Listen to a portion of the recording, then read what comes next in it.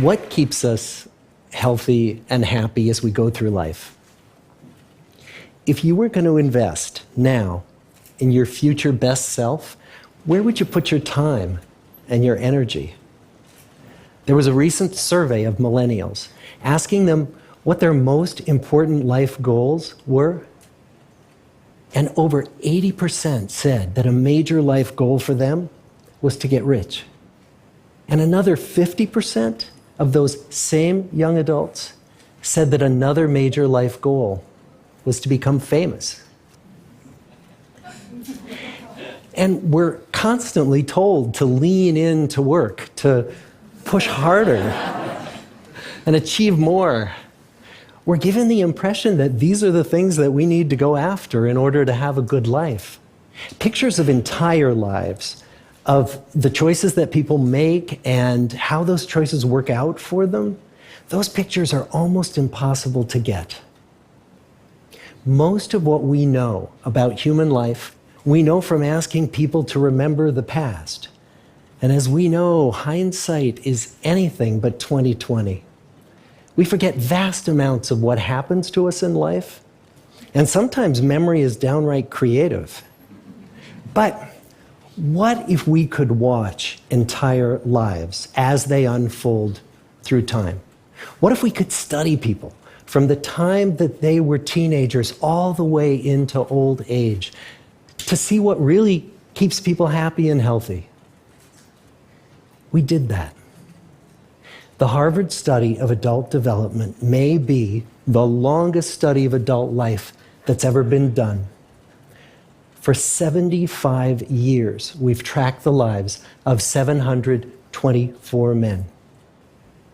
Year after year, asking about their work, their home lives, their health, and of course, asking all along the way without knowing how their life stories were going to turn out.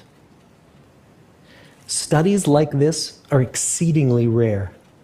Almost all projects of this kind fall apart within a decade because too many people drop out of the study, or funding for the research dries up, or the researchers get distracted, or they die, and nobody moves the ball further down the field. But through a combination of luck and the persistence of several generations of researchers, this study has survived. About 60 of our original 724 men are still alive, still participating in the study, most of them in their 90s. And we are now beginning to study the more than 2,000 children of these men.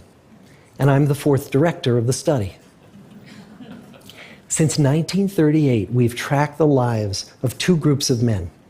The first group started in the study when they were sophomores at Harvard College. They all finished college during World War II, and then most went off to serve in the war. And the second group that we've followed was a group of boys from Boston's poorest neighborhoods. Boys who were chosen for the study specifically because they were from some of the most troubled and disadvantaged families in the Boston of the 1930s. Most lived in tenements, many without hot and cold running water. When they entered the study, all of these teenagers were interviewed, they were given medical exams. We went to their homes and we interviewed their parents. And then these teenagers grew up into adults who entered all walks of life. They became factory workers and lawyers and bricklayers and doctors, one president of the United States. Some developed alcoholism, a few developed schizophrenia. Some climbed the social ladder from the bottom all the way to the very top, and some made that journey in the opposite direction. The founders of this study would never in their wildest dreams have imagined that I would be standing here today, 75 years later, telling you that the study still continues. Every 2 years, our patient and dedicated research staff calls up our men and asks them if we can send them yet one more set of questions about their lives. Many of the inner city Boston men ask us, "Why do you keep wanting to study me? My life just isn't that interesting."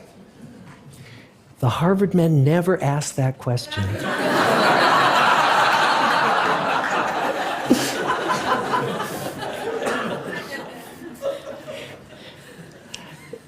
get the clearest picture of these lives, we don't just send them questionnaires. We interview them in their living rooms. We get their medical records from their doctors. We draw their blood. We scan their brains. We talk to their children. We videotape them talking with their wives about their deepest concerns. And when about a decade ago we finally asked the wives if they would join us as members of the study, many of the women said, it's about time. So what have we learned? What are the lessons that come from the tens of thousands of pages of information that we've generated on these lives? Well, the lessons aren't about wealth or fame or working harder and harder. The clearest message that we get from this 75-year study is this: good relationships keep us happier and healthier, period. We've learned 3 big lessons about relationships. The first is that social connections are really good for us and that loneliness kills. It turns out that people who are more socially connected to family, to friends, to community are happier, they're physically healthier, and they live longer than people who are less well connected. And the experience of loneliness turns out to be toxic. People who are more isolated than they want to be from others find that they are less happy, their health declines earlier in midlife, their brain functioning declines sooner, and they live shorter lives than people who are not lonely. And the sad fact is that at any given time, more than 1 in 5 Americans will report that they're lonely. And we know that you can be lonely in a crowd and you can be lonely in a marriage. So the second big lesson that we learned is that it's not just the number of friends you have, and it's not whether or not you're in a committed relationship, but it's the quality of your close relationships that matters. It turns out that living in the midst of conflict is really bad for our health. High conflict marriages, for example, without much affection, turn out to be very bad for our health, perhaps worse than getting divorced. And living in the midst of good, warm relationships is protective. Once we had followed our men all the way into their 80s, we wanted to look back at them at midlife and to see if we could predict who was going to grow into a happy, healthy octogenarian and who wasn't. And when we gathered together everything we knew about them at age 50, it wasn't their middle-aged cholesterol levels that predicted how they were going to grow old. It was how satisfied they were in their relationships. The people who were the most satisfied in their relationships at age 50 were the healthiest at age 80. And good, close relationships seem to buffer us from some of the slings and arrows of getting old. Our most happily partnered men and women reported in their 80s that on the days when they had more physical pain, their moods stayed just as happy. But the people who were in unhappy relationships, on the days when they reported more physical pain, it was magnified by more emotional pain. And the third big lesson that we learn about relationships and our health is that good relationships don't just protect our bodies, they protect our brains. It turns out that being in a securely attached relationship to another person in your 80s is protective. That the people who are in relationships where they really feel they can count on the other person in times of need, those people's memories stay sharper longer.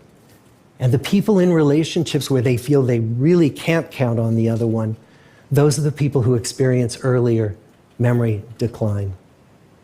And those good relationships, they don't have to be smooth all the time. Some of our octogenarian couples could bicker with each other day in and day out. But as long as they felt that they could really count on the other when the going got tough, those arguments didn't take a toll on their memories. So, this message that good, close relationships are good for our health and well-being, this is wisdom that's as old as the hills. Why is this so hard to get and so easy to ignore? Well, we're human. What we'd really like is a quick fix, something we can get that'll make our lives good and keep them that way.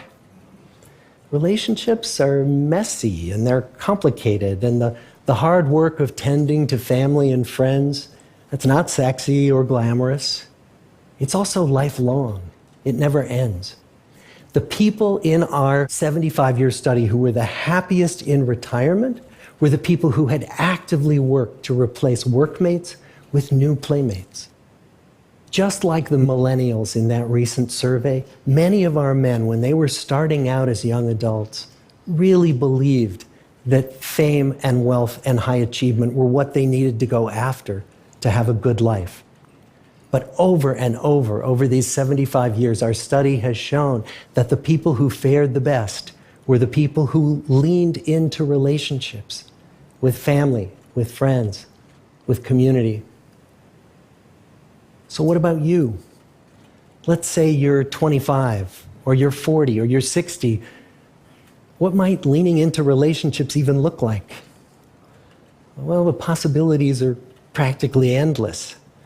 It might be something as simple as replacing screen time with people time, or livening up a stale relationship by doing something new together, long walks or date nights, or reaching out to that family member who you haven't spoken to in years, because those all too common family feuds take a terrible toll on the people who hold the grudges.